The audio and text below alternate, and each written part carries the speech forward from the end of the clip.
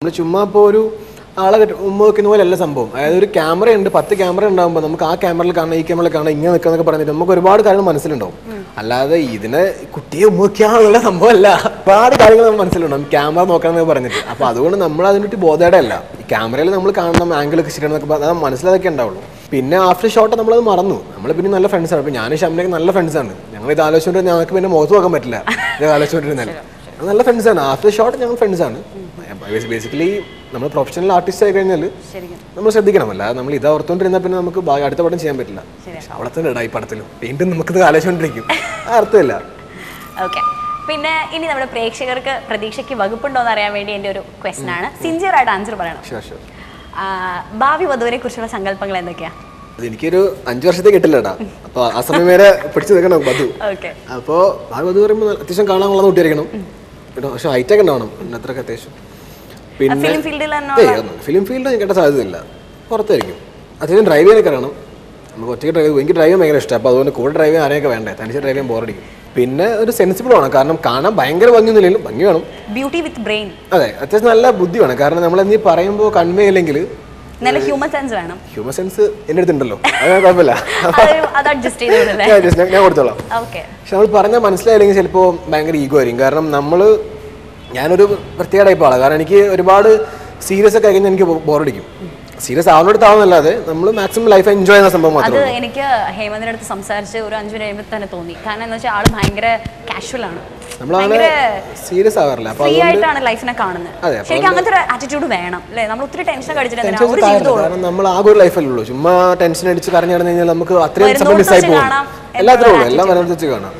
പിന്നെ നമുക്കുള്ള നമുക്ക് കിട്ടും എന്തായാലും, അത് നമ്മൾ എങ്ങനെ നമുക്ക് കിട്ടും. ഇപ്പം ഞാൻ സിനിമയിൽ വന്നിട്ടുണ്ടെങ്കിൽ എനിക്കുള്ളതാണെങ്കിൽ എനിക്ക് കിട്ടുക തന്നെ ചെയ്യും, അല്ലാതെ ഇപ്പോൾ ഞാൻ വരില്ലല്ലോ. അതുകൊണ്ട് നമ്മൾ അങ്ങനെ ചിന്തിച്ച് ടെൻഷൻ അടിക്കുക. നമ്മൾ മാക്സിമം ചെയ്യുമ്പോൾ നമ്മൾ മാക്സിമം 100% ചെയ്യുക, പിന്നെ ബാക്കി നമ്മൾ മാക്സിമം എൻജോയ് ചെയ്യുക. അപ്പോൾ അങ്ങനെ ഒരു കൊച്ചു വേണം കിട്ടുമ്പോൾ. അത്രേ ഉള്ളൂ. വലിയ ഭംഗിയൊന്നും ഇല്ലെങ്കിലും, ഭംഗി വേണം, പക്ഷെ വലിയ ഭംഗിയൊന്നും ഇല്ലെങ്കിലും നല്ല കുട്ടിയാൽ മതി, നല്ല സെൻസിബിൾ ആയി.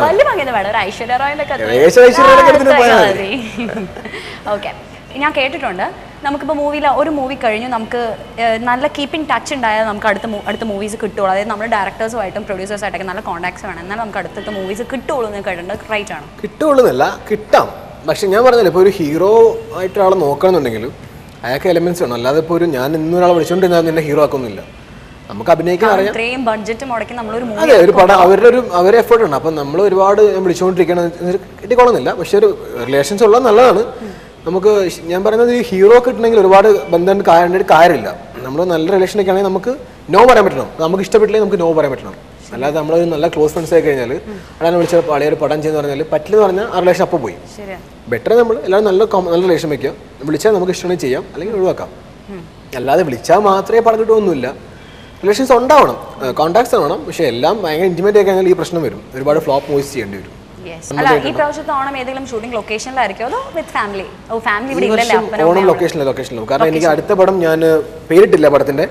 നമ്മൾ ഫ്യൂച്ചർ പ്രോജക്ട്സ് ചോദിച്ചില്ല. ഏതൊക്കെ ഫ്യൂച്ചർ പ്രോജക്ട്സ്? ചാപ്റ്റേഴ്സ് ഇപ്പോൾ ഇറങ്ങാനുണ്ട്. ജസ്റ്റ് വർക്ക് കഴിഞ്ഞു, ഡബിങ് കഴിഞ്ഞു, ഇപ്പോൾ ഇന്ന് കഴിഞ്ഞു.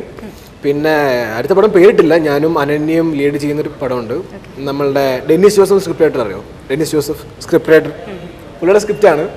പിന്നെ നമ്മൾ ആദാമിൻ്റെ മകൻ അബു എടുത്ത ഡയറക്ടറുടെ അസോസിയേറ്റ് ആണ് ഡയറക്റ്റ് ചെയ്യുന്നത്.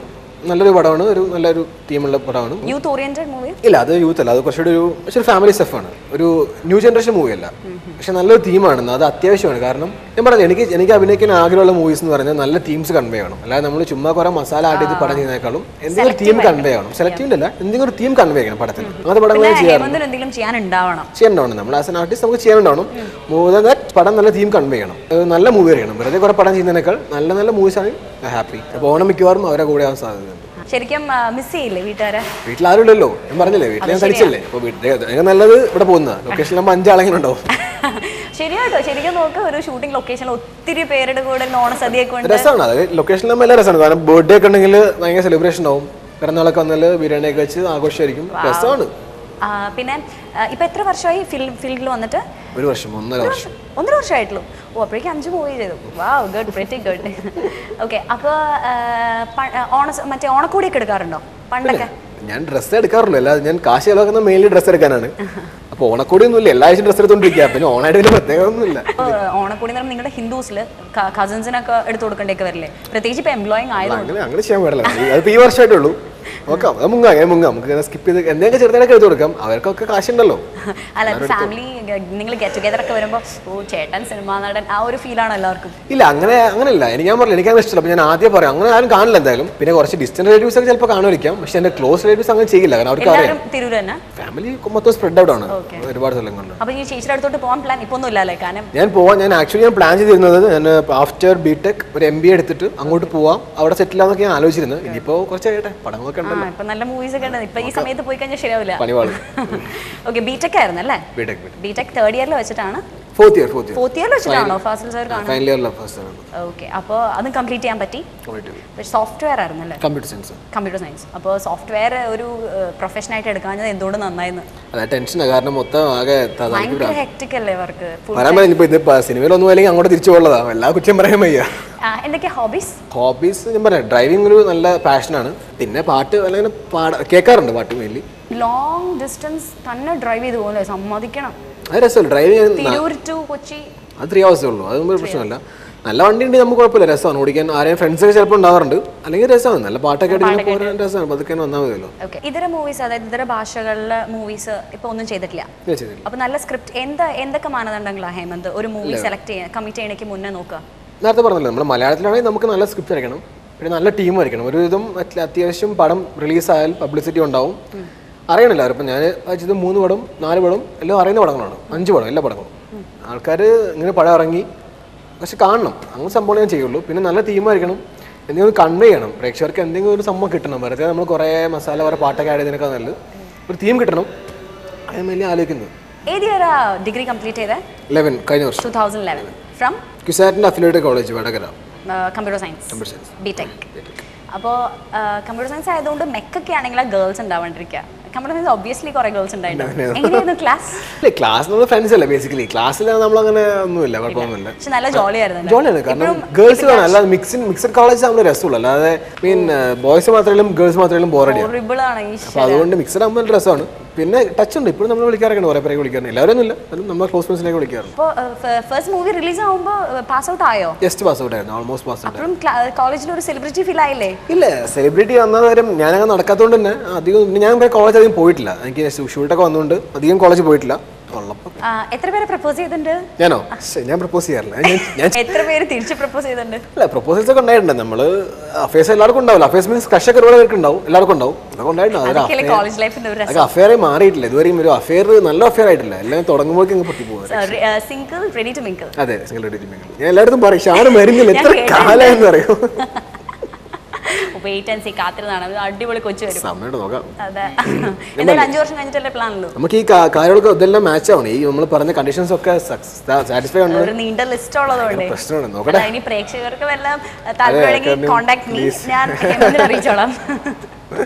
What is your dream? ഇപ്പോൾ ഡ്രീം എന്ന് പറയുന്നത് നല്ലൊരു ആക്ടർ ആവണം. നല്ലൊരു ആക്ടർ മീൻസ് ആൾക്കാർ നല്ല ക്യാരക്ടേഴ്സ് ചെയ്യുന്ന ഓർക്കണം, അല്ലാതെ ഒരു സൂപ്പർ സ്റ്റാർ ഒന്നും ആഗ്രഹമൊന്നുമില്ല. പക്ഷെ നല്ല റോൾസ് ചെയ്തിരുന്ന ആൾക്കാർ മനസ്സിലുണ്ടാവണം. പിന്നെ നല്ല മനുഷ്യനെ ജീവിച്ചു പോവാം, വലിയ വലിയ ആഗ്രഹങ്ങളൊന്നുമില്ല. ഇപ്പൊ ആക്ടിങ് മെയിൻ ഡയറക്ഷനൊക്കെ വലിയ പാടാ, നമുക്ക് എല്ലാം പഠിക്കണം. ആക്ടിങ് തന്നെ അത്യാവശ്യം അട്ടിമുട്ടി പോയാൽ മതി. ഏറ്റവും ഭയങ്കര ക്രേസ് ആയിട്ടുള്ള സംഭവം എന്താ? ചിലവർക്ക് പറയും ബ്രാൻഡഡ് വാച്ചസ്, ബ്രാൻഡഡ്. എനിക്ക് ഡ്രസ്സ് ഭയങ്കര ബ്രാൻഡഡ് ആയിട്ടുള്ള ഡ്രസ്സ് ഞാൻ കുറെ മേടിക്കാറുണ്ട്, ഒരുവിധം മിക്ക ഡ്രസ്സ് മേടിക്കാം. നിങ്ങൾക്ക് അത്യാവശ്യം വേണ്ടിയല്ലോ, കാരണം എപ്പോഴും ഇന്റർവ്യൂസ്, അതെ, കുറെ ഇന്റർവ്യൂസും കുറെ പ്രോഗ്രാംസ് ഒക്കെ ഉള്ളതുകൊണ്ട് നമ്മൾ കാഷ്വൽസ് ഇടയ്ക്കിടയ്ക്ക് മേടിക്കാം. ഞാൻ നേരത്തെ പറഞ്ഞു ഒരാഴ്ച മേടിക്കാറുണ്ട്, അതാണ് മെയിൻ ഹോബി. പിന്നെ വാച്ചൊക്കെ ഇഷ്ടമാണ്, ഗ്ലാസ് ഇഷ്ടമാണ്, കൂളിംഗ് ഗ്ലാസ് ഇഷ്ടമാണ്, അതൊക്കെ മേടിക്കാറുണ്ട്. സൺഗ്ലാസ് ഇഷ്ടമാണ്, അതൊക്കെയാണ് മെയിൻലി. കുറേയൊക്കെ റെഡാണ്, റെഡും ബ്ലാക്കും ഒക്കെ എനിക്ക് ഫേവറേറ്റ് കളേഴ്സ്. എല്ലാം റെഡാണ്, എന്നോട് പലരും പറയാറുണ്ട് എല്ലാം റെഡാണ്. റെഡ് പീസ് എല്ലായിടത്തും ഉണ്ടോ? ഇവിടെ റെഡ് എനിക്ക് ഇഷ്ടമാണ്, റെഡും ബ്ലാക്കും ഇഷ്ടമാണ്, വൈറ്റും ഇഷ്ടമാണ്. ഉണ്ട്, എനിക്ക് ഉള്ളതൊക്കെ വളരെ ക്ലോസ് ഫ്രണ്ട്സ് ആണ്. ഞാൻ പറഞ്ഞില്ല, എനിക്ക് എന്നെ ഇങ്ങനെ കാണാൻ പാടില്ല, സെലിബ്രിറ്റി കാണാൻ പാടില്ല, എന്നെ തെറി വിളിക്കണം, എന്നോട് എല്ലാം ചെയ്യണം, അല്ലാതെ എനിക്ക് നടണമെന്ന് പറഞ്ഞാൽ എനിക്ക് ഭയങ്കര ദേഷ്യം വരും. അപ്പോൾ അതുകൊണ്ട് അങ്ങനെ അല്ലാത്ത ഒരുപാട് ഫ്രണ്ട്സ് എനിക്കുണ്ട്. അതാണ് എൻ്റെ മെയിൻ. എനിക്ക് ഏറ്റവും ഞാനിപ്പോൾ ഓഫ് സിനിമ ആ സമയത്തൊക്കെ ഫ്രണ്ട്സ് ഒരുപാട് പേരുണ്ട്, അപ്പോൾ അവരോട് എൻജോയ് ചെയ്യുക, കറങ്ങുക, അടിപൊളി കൂടുക, അതൊക്കെയാണ് മെയിൻ ഹോബീസ് എന്ന് പറയുന്നത്. ശരി, പക്ഷേ നിങ്ങളുടെ കോളേജിൽ കോഴ്സ് കഴിഞ്ഞപ്പോൾ നിങ്ങൾ വല്ല ഗെറ്റ് ടുഗെദേഴ്സ്? ഇല്ല, കോളേജിൽ എനിക്ക് ഫ്രണ്ട്സ് ഒക്കെ എൻ്റെ ബേസിക്കലി 10th+2 ഫ്രണ്ട്സാണ് മെയിൻലി ഉള്ളത്. കാരണം കോളേജൊക്കെ ഒരുപാട് സ്ഥലത്തുനിന്ന് ആൾക്കാരാണ്, അപ്പോൾ അതിന് പിന്നെ കോൺടാക്ട് ചെയ്യാൻ ബുദ്ധിമുട്ടാണ്. പക്ഷേ 10th പ്ലസ് 2 നമ്മളെ നാട്ടുകാരനെ ആകുമ്പോൾ നമുക്ക് എപ്പോഴും കീപ്പ് ചെയ്യാൻ ടച്ച്, നമുക്ക് എപ്പോഴും ടച്ച് കീപ്പ് ചെയ്യാൻ പറ്റും. സ്കൂളൊക്കെ തിരൂരായിരുന്നു. അപ്പോൾ അതുകൊണ്ട് ആ ഫ്രണ്ട്സ് എനിക്ക് എപ്പോഴും കൂടെ ഉള്ളത്. അപ്പോൾ അവരാണ് എപ്പോഴും ക്ലോസ് ആയിട്ടുള്ളത്. അവർ നല്ല സപ്പോർട്ടീവാണ്, നല്ല രസമാണ്, നല്ലൊരു അറ്റ്മോസ്ഫിയറാണ്. എങ്ങനെയാണ് നമ്മുടെ കൊച്ചി ബോയ് ആയിട്ട് ഇപ്പോൾ എനിക്ക് തോന്നുന്നു 4 years ആയി, 5 years. ഇല്ല, ഞാൻ കൊച്ചിയിൽ വരാറുണ്ട്, വന്നു പോകുന്നല്ലാതെ എല്ലാവരും നമുക്ക് എല്ലായിടത്തും നമ്മളെ നാട് തന്നെയാണല്ലോ. അവന് വലിയ അഹങ്കാരമൊന്നുമില്ല, എല്ലാവരും നമ്മുടെ നാട് തന്നെ. പിന്നെ ഔട്ട് ഓഫ് കൺട്രി എവിടെയെങ്കിലും പോയിട്ടോ? ഇതുവരെ പോയിട്ടില്ല. ഞാൻ ഔട്ട് ഓഫ് ഇന്ത്യ പോയിട്ടില്ല. ഇന്ത്യയിലൊക്കെ ഔട്ട് ഓഫ് സ്റ്റേറ്റ് പോയിട്ടില്ല. അപ്പോൾ ഔട്ട് ഓഫ് ഇന്ത്യക്ക് നല്ലൊരു ചാൻസ് കിട്ടട്ടെ. നമ്മൾ ഹേമന്തിന്റെ വിശേഷങ്ങളൊക്കെ കേട്ടല്ലേ. ശരിക്കും എനിക്കൊരു ഇന്റർവ്യൂ ആയിട്ട് തോന്നിയില്ല, ജസ്റ്റ് ഒരു ഫ്രണ്ട്ലി ചാറ്റ്, കുറച്ച് നമ്മുടെ വിശേഷങ്ങൾ അങ്ങനെ പങ്കുവച്ചു. അപ്പോൾ ഇത്രയൊക്കെ തിരക്കുകൾ ഉണ്ടായിട്ടും നമ്മളിപ്പോൾ ഡബ്ബിങ് സ്യൂട്ടിൽ നിന്നാണ് പിടിച്ച് വലിച്ച് ഹേമന്തിനെ ഇവിടെ കൊണ്ടിരുത്തിയേക്കുന്നത്. പക്ഷേ നമ്മുടെ അടുത്ത് നന്നായിട്ട് കോപ്പറേറ്റ് ചെയ്തു, നമ്മുടെ അടുത്ത് ഭയങ്കര ഡൗൺ ടു എർത്ത് ആയിട്ട് നമ്മുടെ അടുത്ത് ഒത്തിരി സംസാരിച്ചു. അപ്പോൾ ഞങ്ങളുടെ വ്യൂവേഴ്സിൻ്റെ ഭാഗത്തു നിന്ന് എല്ലായിടത്തും, ഒപ്പം ഞങ്ങളുടെ ക്രൂസിൻ്റെ ഭാഗത്തു നിന്നും എല്ലായിടത്തും wish you all the very best for your future. ഒപ്പം നല്ലൊരു ഓണം ഹൃദയപൂർവ്വം ആശംസിക്കുന്നു. എനിക്ക് പറയാനുള്ളത്, ചട്ടക്കാരി ഇപ്പോൾ റിലീസ് ആവുമ്പോൾ എല്ലാവരും ചട്ടക്കാരി കാണുക. എന്തെങ്കിലും നെഗറ്റീവ്, ഇപ്പോൾ പലർക്കും ഒരു തോട്ടുണ്ട് ചട്ടക്കാരി ഒരു എന്താ പറയുക, നേരത്തെ ഞാൻ പറഞ്ഞ പോലെ അങ്ങനത്തെ കുറേ സീൻസുള്ള മൂവിയാണ്. ഒരിക്കലും അല്ല, ഫീമെയിലിൻ്റെ സ്റ്റോറിയാണ് ബേസിക്കലി പറയുന്നത്. എൻ്റെ ഒരു ആംഗിളൊന്നും കൂടെ ഉള്ളതുകൊണ്ട് അപ്പോൾ എനിക്കൊന്ന് പെൺകുട്ടികൾ കണ്ടിരിക്കാൻ പോവുക. കാരണം ഇപ്പോൾ പല പെൺകുട്ടികൾക്കും പ്രേമമാണ് മെയിൻ ആകർഷണം. അപ്പോൾ അതുകൊണ്ട് ഉണ്ടാകാവുന്ന പ്രശ്നങ്ങളാണ് പലതും പറയുന്നത്. നല്ലൊരു മൂവിയാണ്, നല്ല തീം കൺവേ ചെയ്യുന്നുണ്ട്. അപ്പോൾ എല്ലാവരും കാണേണ്ട സിനിമയാണ്. ആ ഒരു ആംഗിൾ ആരും മൂവി എടുക്കാതെ നല്ലൊരു മൂവി പോസിറ്റീവായി എടുക്കണം. എല്ലാവരും സിനിമ കാണണം, പ്രാർത്ഥിക്കണം, സപ്പോർട്ട് ചെയ്യണം. വരുന്ന പടങ്ങളൊക്കെ കാണാൻ ശ്രമിക്കുക, പ്രാർത്ഥിക്കുക. എല്ലാ പ്രേക്ഷകർക്കും ഒരു ഹൃദയം നിറഞ്ഞ ഓണാശംസകൾ ഞാൻ പറയണം. എല്ലാവർക്കും ഇന്ന് മാത്രമല്ല ഈ വർഷം മൊത്തം ഓണമായിരിക്കട്ടെ, എന്നും ഹാപ്പി ജീവിക്കാൻ ശ്രമിക്കുക. എല്ലാവർക്കും എൻ്റെ പ്രാർത്ഥനയും എൻ്റെ കുടുംബത്തിൻ്റെയും ഓണാശംസകൾ.